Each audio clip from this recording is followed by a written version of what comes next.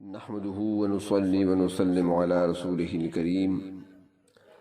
اسماء حسنہ میں سے آج اسم مبارک السلام کی مختصر تشریح عرض کی جاتی ہے۔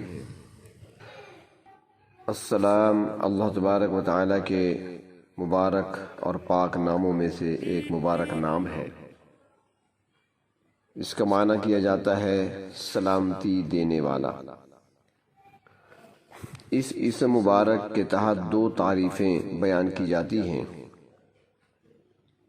پہلی تعریف یہ کی جاتی ہے کہ السلام اے من جمیع العیوب والنقائص لکمالہ فی ذاتہ وصفاتہ وافعالہ، یعنی السلام وہ ذات ہے جو تمام عیبوں سے، تمام نقائص سے پاک ہو اور اپنی ذات، صفات اور افعال میں کامل ہو۔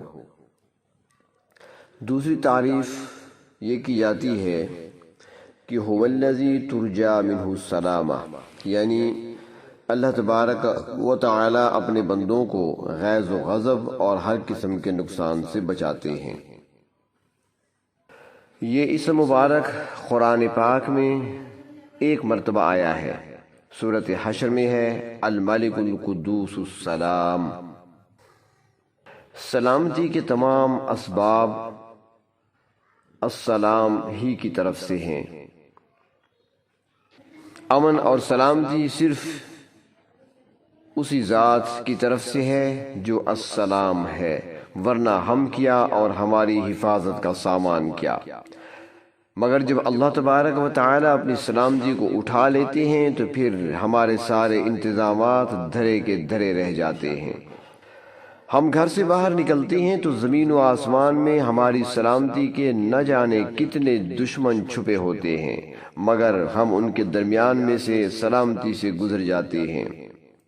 گلی کوچوں میں اور شاہراہوں پر جگہ جگہ ہماری موت کے اسباب ہوتے ہیں، مگر ہم سب سے بچ کر نکل جاتے ہیں۔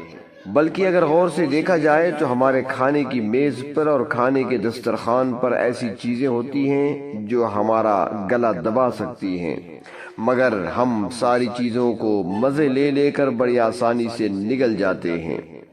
کئی واقعات ایسے دنیا میں پیش آئے، سنے اور دیکھے کہ انسان ایسا بھی ہوا کہ وہ کھانا کھانے کے لیے بیٹھا مگر وہ کھانا نہیں کھا سکا، کھانا اسے کھا گیا۔ ہم روزمرہ دیکھتے ہیں، اگر غور و فکر کریں تو ہم جب گزرتے ہیں گلیوں میں، بازاروں میں، تو بلند تعمیر شدہ یا زیر تعمیر عمارتوں کے نیچے سے گزرتے ہیں۔ کئی منزلہ اونچی بلڈنگیں ہیں جن کے نیچے ہم آسانی سے گزر جاتے ہیں۔ اگر اوپر سے ایک اینٹ بھی ہمارے اوپر گر جائے تو ہمارا کام تمام کر سکتی ہے۔ تو وہ کون ذات ہے جو سلامتی سے ہمیں بچا کر صاف نکال کر لے جاتی ہے؟ ہمیں یہ یقین رکھنا چاہیے کہ سلامتی دینے والے وہ پروردگار ہیں اور ان کی طرف سے ہی سلامتی ہمیں ملتی ہے، اور ہماری موت اور ہلاکت کے ظاہری اسباب اور نقشے دانت پیستے رہ جاتے ہیں۔ ہم نے کبھی غور نہیں کیا کہ یہ گائے، بھینس، گھوڑے اور ہاتھی جو دل و جان سے ہماری خدمت کرتے ہیں، پروردگار عالم نے ہمارے لیے انہیں مسخر کر دیا ہے، غلام بنا دیا ہے۔ یہ ذرا سی دیر میں ہمیں مار بھی سکتے ہیں۔ تاریخی واقعات میں لکھا ہے کہ ایران کے ایک بادشاہ اپنے قلعے میں موجود تھا کہ ایک انتہائی خوبصورت حسین گھوڑا آ کر ان کے قلعے کے دروازے پہ کھڑا ہو گیا۔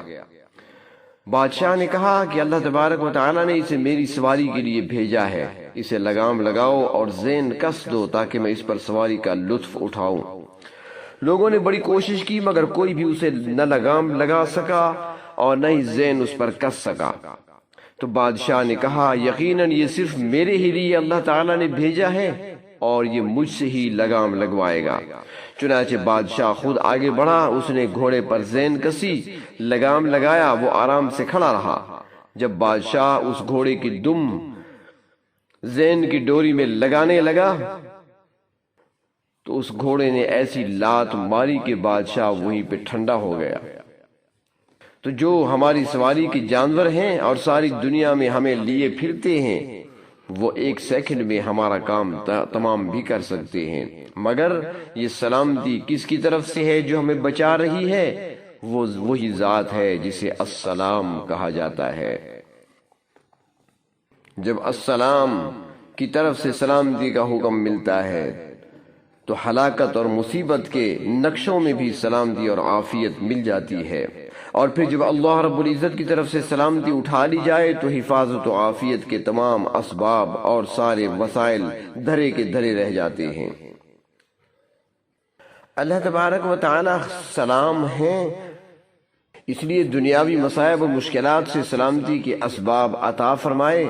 اس جہان میں یعنی دنیا میں بھی انسان کو اپنی طرف سے امن عطا فرمایا، اور اس فانی زندگی کے بعد آنے والی دائمی اور ہمیشہ کی زندگی میں بھی اپنے نیک بندوں کے لیے سلامتی والا گھر تیار کر رکھا ہے، جیسا کہ قرآن پاک میں ارشاد فرمایا سورۃ یونس میں ہے، واللہ یدعو الی دار السلام، اور اللہ تعالیٰ سلامتی کے گھر کی طرف تم کو بلاتے ہیں، یعنی ایسے گھر کی طرف جس میں ہر طرح کی سلامتی ہی سلامتی ہے، نہ اس میں کسی طرح کی کوئی تکلیف ہے اور نہ رنج اور نہ غم ہے، نہ وہاں پر بیماری کا خطرہ ہے، نہ وہاں پر موت آنے کا خوف ہے، اور نہ ہی حالات کے بدل جانے کی فکر، اور نہ ہی نعمتوں کے چھین جانے کا خوف۔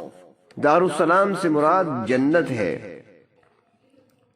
فرماتی ہیں کہ اس کو دارالسلام اس لیے کہا گیا ہے کہ اس میں ہر طرح کی سلامتی اور امن سکون ہر شخص کو حاصل ہوگا، اور دوسرے فرماتی ہیں کہ جنت کو دارالسلام اس لیے بھی کہا گیا ہے کہ اس میں بسنے والوں کو ہمیشہ اللہ تعالی کی طرف سے اور فرشتوں کی طرف سے سلام پہنچتا رہے گا۔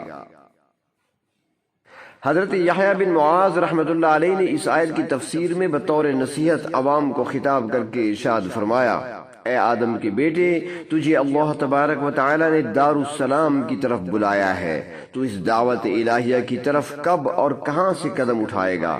خوب سمجھ لے کہ اس دعوت کو قبول کرنے کے لیے اگر تو نے دنیا ہی سے کوشش شروع کر دی تو وہ کامیاب ہوگی، اور پھر تمہیں دارالسلام میں پہنچا دیا جائے گا، اور اگر اس دنیا کی عمر کو تم نے ضائع کر دیا